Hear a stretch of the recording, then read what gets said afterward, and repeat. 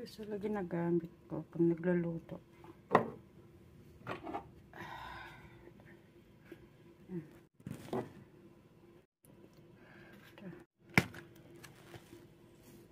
Ito, bihira ko lang to gamitin.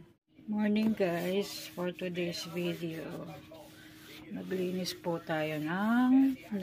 tayo ng cupboard. Ng mga ano tawag doon?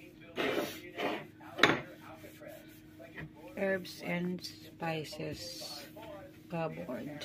Linisan, iayos na natin pabalik. Siyempre from from biggest to smallest bottle.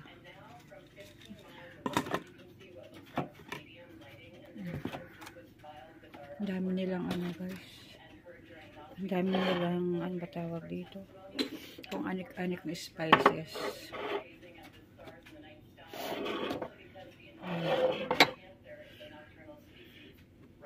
Kasi walang sari-sari store dito, kaya nag-stock talaga sila ng kompleto na, saka maramihan.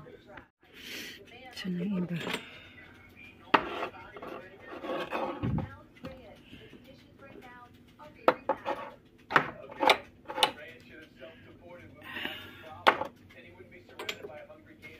Wala na palang naman tong isa.